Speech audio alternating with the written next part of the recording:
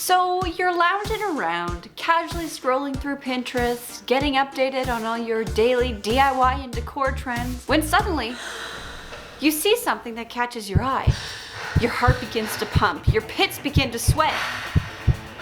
You find your eyes darting to every corner of the home and you think to yourself, I gotta have that.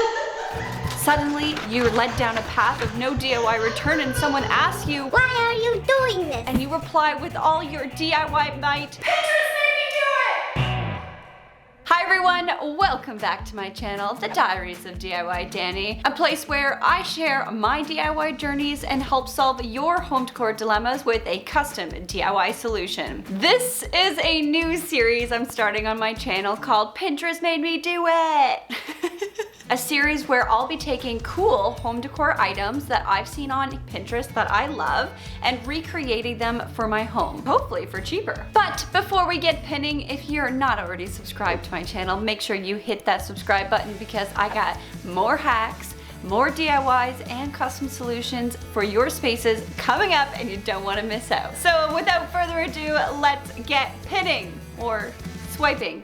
Today's Pinterest Made Me Do It came from my need to update my office space. This is my office. As you can see, I use my space quite often and I kind of made it very personalized to both myself and my partner Jeffrey. Mine was very geeky with comic books and Harry Potter and Batman and Star Trek, while Jeffrey's side was very analytical. Nobody wants to read that, ever.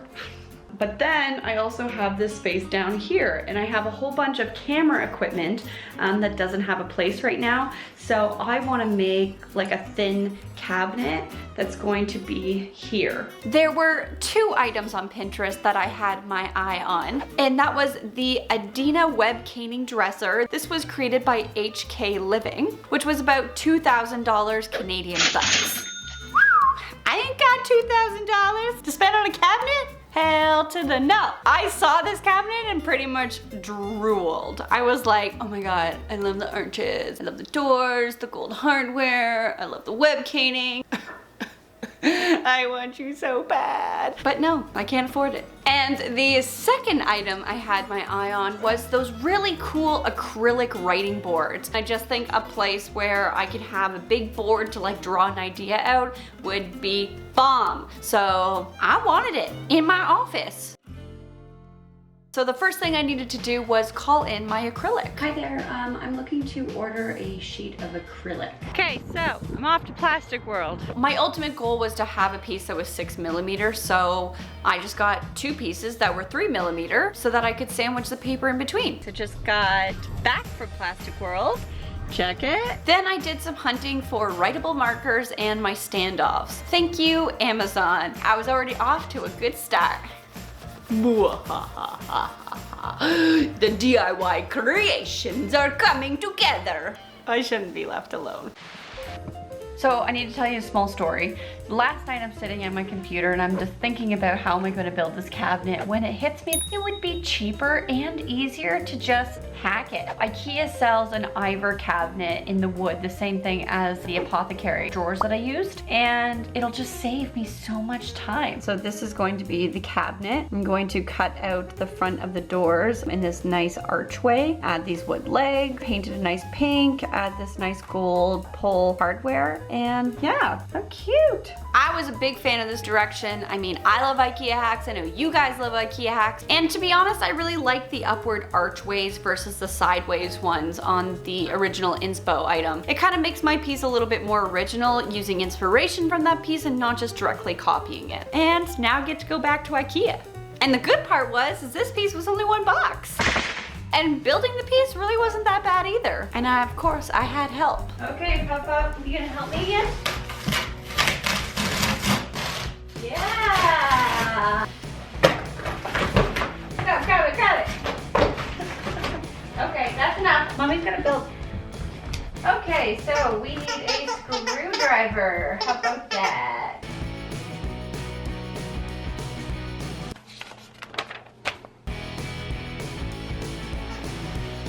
Not a bad little shelf though. High five. Yeah. Okay, So I need to pick paint colors. And obviously, like, I'm so attracted to all these wonderful blush pinks, the terracottas. So tough. How do you pick?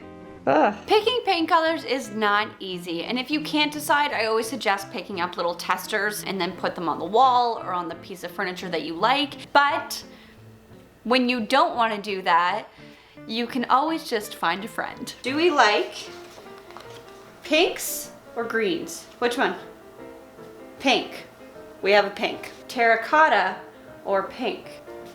Pink. Okay. Light or dark? Light. If we're gonna go pink, I'm definitely down to these two colors. We have sun-washed brick or flower pot. That's it. I think he picked flower pot. We're going with it. We gotta win!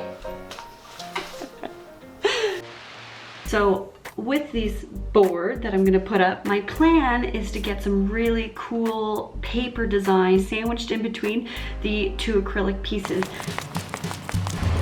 So I wanted to go out and source some really rad paper, and there's no better place to go than a place called The Paper Place. The thing I love about cool, unique DIYs like this one is that it just takes you to cool places like The Paper Place. It's just one of those places you can spend hours in. But I was on a mission to find the right kind of paper to put in between my acrylic board, so I had to stay focused. Needless to say, I bought a few options that I was totally going to return. Listen, it's downtown, and if I'm gonna go there to get special paper, I'm gonna buy a lot more than I need. Plus, when can you not use beautiful paper? Ever. This is why I'm a DIY hoarder. Okay, so my DIY plan for today is to get the holes cut in my acrylic board. I first need to map out where exactly I want the standoffs to be. I want one in all corners and in the middle. There is a proper drill bit out there for drilling acrylics. It's more pointy. I don't remember what it's called, but I'll put it on the screen. But if you don't have that, the other way to do it is just to basically work your way through the drill bits. You're starting with a small drill bit and then just keep working it up, creating a bigger hole each time until I get to the desired size, which is my 3/8 inch drill bit. I ended up cracking the one below. So yeah, drilling acrylic. It didn't quite go as well as I had hoped. That's not good. Don't want that to happen. Essentially, I just didn't have the proper drill bit for what I needed to do. As we all know, bad things happen when you try to cut corners, especially in DIY. Okay, so I just went to the Home Depot. I got what I needed. This is a 1/2 inch black oxide drill bit, and it is made for drilling into wood, metal, and plastic. You should be able to just drill right into the plastic. We'll see how it goes. The answer is no. Yeah, it was bad. This really sucks. I guess what happened was drilling through each one and then going in with the bigger drill bit, the integrity of that one corner was just kaput. But I went and tested it on the next one and it went through just fine, like no issues. So I can do one of two things. Buy new plastic sheets, or maybe I can just cut it down. Oh, that sucks so much. Okay, so I was just online and it looks like you can actually scribe the acrylic and then you snap it off. I'm not 100% sure if that's gonna work, but it does say that you can do this up to 5mm pieces of acrylic. I might be able to mend this situation. We'll see how this goes. I'm supposed to flip this and put it right on the edge. I'm on the edge. I'm gonna clamp this down because I don't know what's gonna happen. And then you're just supposed to like, well, that clearly did not work. I have a big weapon. Know when to walk away. Just know when to walk away. I'm officially just like defeated. If there's any valuable lesson that I'm going to pass along to you guys, it's pick up a kit of black oxide drill bits. It is well worth the investment, which I have now invested in. It's a Learn with Danie, the Diaries of DIY Danie. So moving past my defeat for the acrylic, I am gonna get the arches prepped. I always feel better working with materials that I know. It kind of feels like when you go on vacation, you had a lot of fun and you tried new things, but then you came home, you climbed into your own bed and you're like, this feels right. That's how I feel about going back to working with wood. Everything just went really well with the doors. I got all my measurements figured out, got to use a cool pack with a pot lid, and cutting the center out went superbly. With the arch cutting going so well, I'm pretty sure that the acrylic was my arch nemesis. Look at that! We got a frame! That looks awesome. And cool part is you're left over with this. I mean, you could make a Halloween tombstone with it. Huh? It's called upcycling, my friends.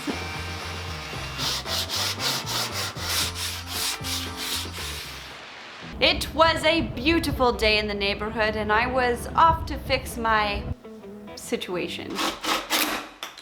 So I'm on my way to Plastic World, but I think this is a blessing in disguise because in the back of my mind, I was thinking that I should have gone a thicker millimeter in the plastic to begin with. So the only difference this time was I ended up picking up a sheet of 6mm acrylic versus the 3mm. As you can see, it's a lot thicker than the other piece. I find it a little bit sturdier for the wall, but the 6mm is like double the cost of the 3mm, so I wasn't going to buy two. I just kind of had to change my plan a little. I actually was thinking I could just put the pieces of paper on the wall and use some washi tape. So instead of sandwiching my paper between the acrylic, I just figured I'll just pin it to the wall. So I'm going to drill the hole with the proper drill bit this time. It was perfect! Having the right drill bit in place from the start made the whole process go as smooth as peanut butter on a Poppy's toast, you know? Damn delicious. Unless you can't eat peanut butter. Then whatever other creamy substance you can put on toast. Jelly? Jam. Okay, I'll show you guys what the holes look like now. See? Beautiful. Okay, so I've been thinking about how am I going to attach the cane webbing onto this without having this like giant gap. Ideally, you would just connect it to the back. The solution was to use a rabbit joint. Shh! Be very quiet. We were hunting rabbits. Guys, we're doing rabbit joints. To do that, I'm using something called a rabbit bit, and you use it on your router. In its simplest form, a rabbit joint is just a recessed edge on a piece of wood. A little piece taken out. Normally, it's so that you can fit another board into it, make a nice little joint, but in my case, it was taking out enough that my cane webbing would sit closer to the front of the door. Boy, it was a good day. And to top it all off, I got my entire cabinet painted. Look at that color. Ain't she pretty? And I got my standoffs mounted to the wall. That is one damn productive day. I'm going to bed.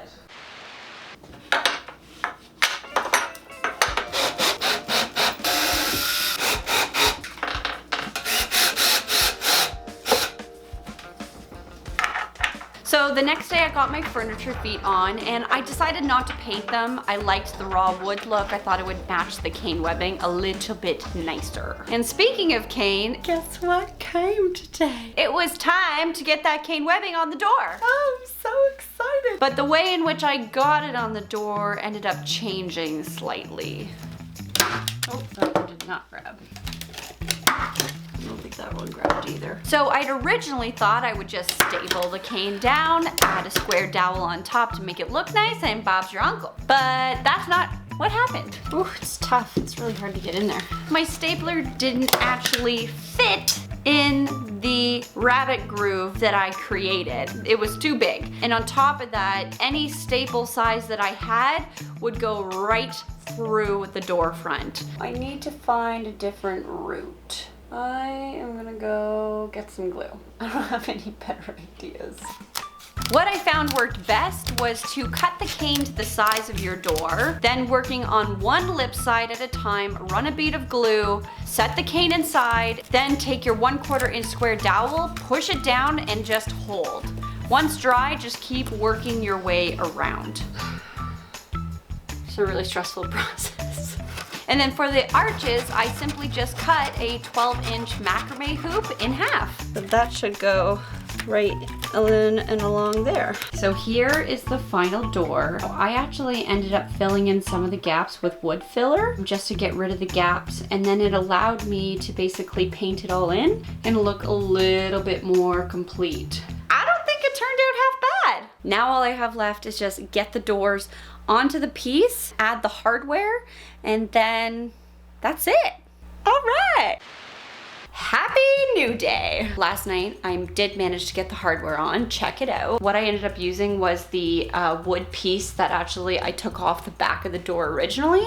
I cut it in half and I put it on the wall so that I could attach the gold hardware. Right? I think it looked pretty good, considering. So as you know, I purchased some really cute paper. Some big decisions happened this morning. My original plan was to have 2 boxed patterns here and then 1 hard color here, but I got looking at it and it's more busy than I expected. I'm loving this blue though. I think this blue is what we want to do. We're going blue. Now that the floral issues were solved, I cut 2 navy blue squares and attached them to the wall using this adorable gold washi tape. I was a little torn because I really loved the floral pattern. I didn't realize I was such a floral pattern person, but then not being able to use it got me really bummed out. Then my mom called and she gave me a brilliant idea. I simply used spray-on glue and used that paper to create a beautiful wallpaper for the back of my cabinet. How friggin' cute did that look? Yes! And then it was finally time to get organized in that cabinet below. I brought in 3 white boxes and labeled them cords, camera accessories, and photos and cards. On the second shelf, I finally had a place for all of my camera gear that I literally put on the floor before. And the bottom now holds all my hard drives and old creative sketchbooks that I don't want to get rid of. It was time to add all the finishing touches to the space to make it a little more special. Like how about giving topless Tammy a refresh? Which, by the way, Jody won in my name challenge on my 2019 home tour video. Congratulations, Jody! Topless Tammy! Hilarious! So I gave our girl a fresh new pothos plant and a new pair of dark blue knee-high socks to go with the new theme of the space. I then brought in a new tan colored carpet to add a little texture, a snake plant in the most adorable gold pot, because obviously. A new art piece, which was this rad vintage photo of a periodic table that I framed in an IKEA brass frame. And finally, a few decor bits to go on top of the cabinet. I scored this cute little flower pot that would hold all my markers and added a couple books for sketching and writing. And just like that, my Pinterest-inspired office refresh was complete! And it was looking amazing! So much of this space worked, it just needed a place to brainstorm and keep my thoughts, and just have a place for storage. I like that I have the option to change the paper out behind the acrylic when I'm looking for a nice refresh. And that IKEA hack, not bad, Danie, not bad at all. This space was a labor of love, but hey, Pinterest made me do it. Thanks so much for watching. I hope some of these projects are something you would put in your office space. And let me know if you have any Pinterest projects that you would love to see get made. Head over to my Instagram and DM me because it might just be your project I make next. Until next time, bye-bye.